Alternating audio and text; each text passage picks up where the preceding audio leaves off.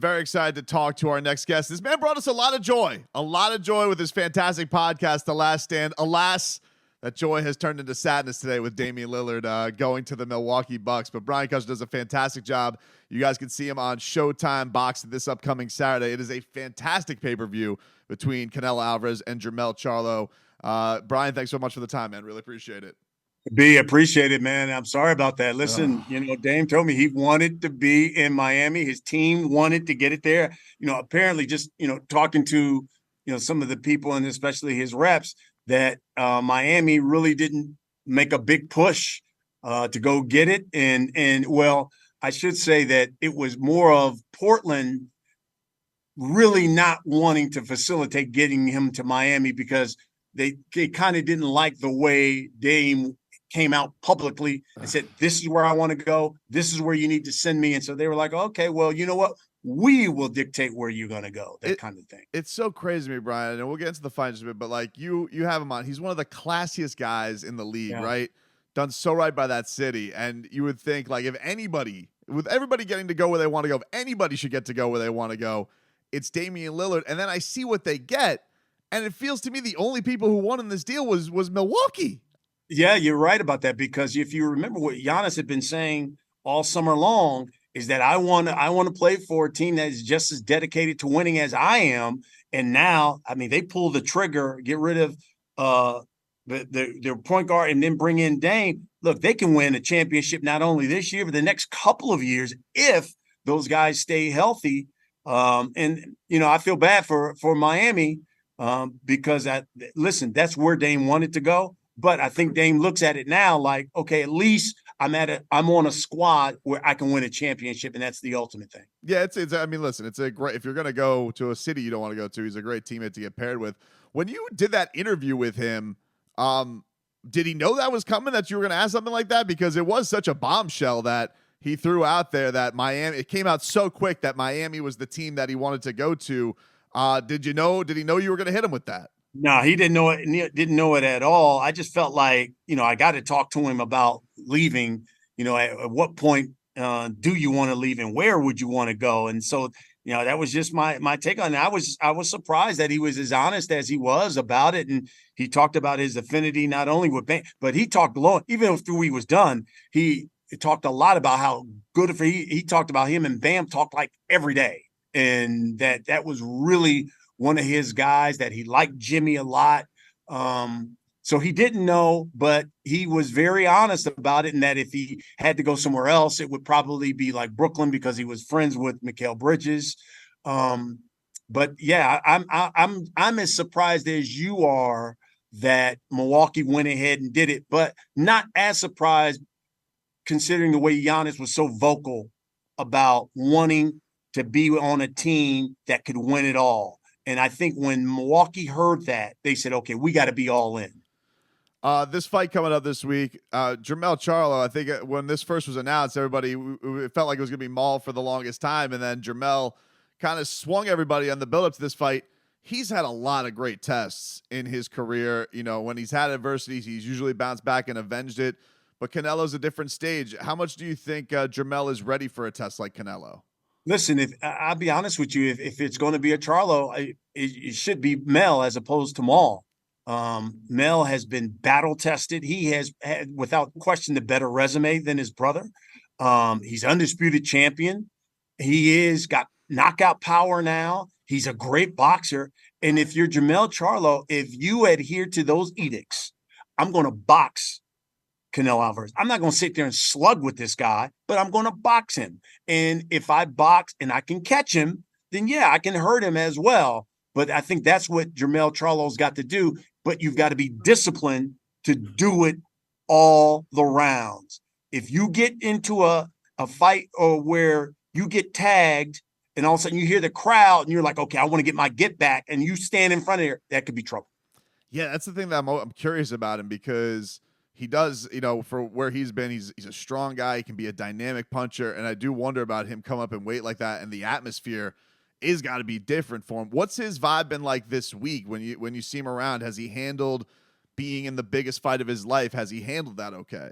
Yeah, I think he's been really respectful. You haven't seen the kind of let's say, arrogant Charlo that you've seen in the past. He's been very respectful of Canelo. We did the final press conference today, and you heard Canelo say, hey, look, this guy called me out. This guy doesn't really respect my boxing skills. You're going to respect him Saturday night. And then, Charlo kind of got reverted to the old Charlo and said, oh, you're going to respect mine on Saturday night as well. And, Canelo made a big point to say, guys call me out all the time. And then they get into the ring and they see the atmosphere and they see the moment and they realize it's different. And that's what you're going to find out. It's different. And hey, Mel came right back at him. He said, well, you're going to find out that you're in the ring with a lion. So I think it's going to be really good, man, because you got two prideful fighters who are looking to make some history on Saturday night. There's nothing like going to a huge fight. When Leroy and I were out there for Crawford Spence, I mean, like you get the goosies as soon as you walk in. It's amazing. We had Canelo down here when the pandemic was going on. Miami was like the only place that would do fights. Yeah. But from your perspective, like, what is the atmosphere like for a Canelo fight? Like, is there any different from it? On another level. What's it like? It's on another level. I mean, put it like this: we did the press conference, and in Mexico, it is being broadcast. It was being broadcast live on 3 different networks. Even the fight, 3 of the biggest Mexican networks are going to broadcast the fight. I mean, it is just this is a world. This is a guy who transcends boxing. And if you know anything, B, about New York City, I mean, you can walk through Times Square and be the biggest star in the world, and New Yorkers don't care about you. When we did the press tour and Canelo walked outside, man, there was droves of people that came running from Times Square to mob this guy when he was trying to get into his car, and the security team had to push the people back.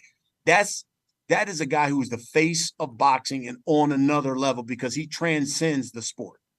The guy who's standing kind of in the outside of all this is Terrence Crawford, and out of that fight, like, it was so cool for him to have that moment because it was kind of like, if you knew, you knew, but now it's undeniable now after you had that performance. And everybody wants to know, like, he's crazy enough to say, I want to jump up 3 weight classes to fight Canelo. He's got the personal grudge with Charlo.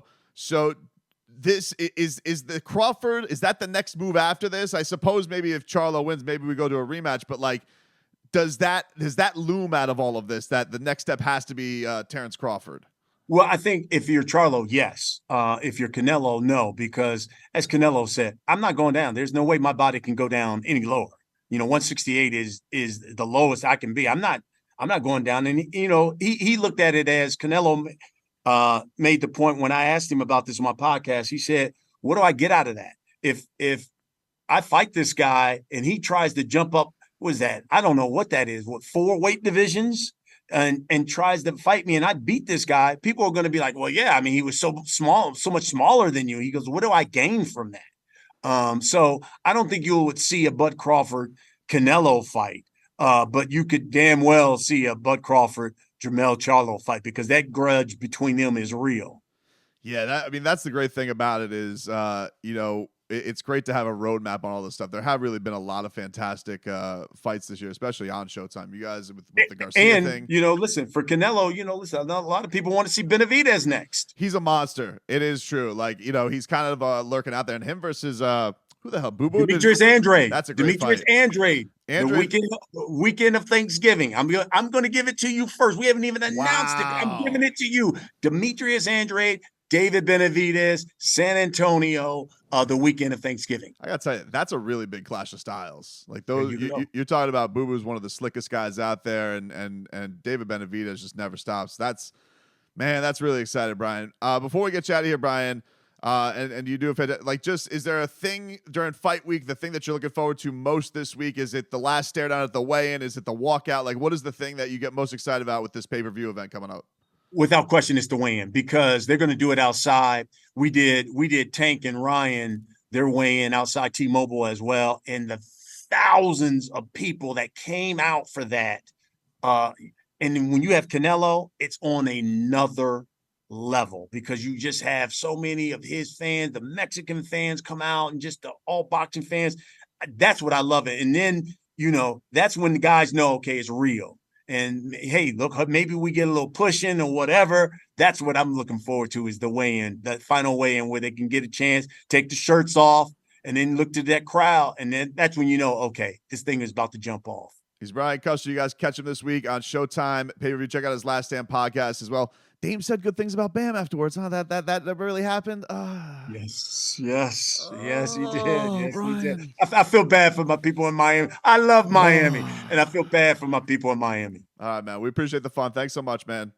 All right, absolutely.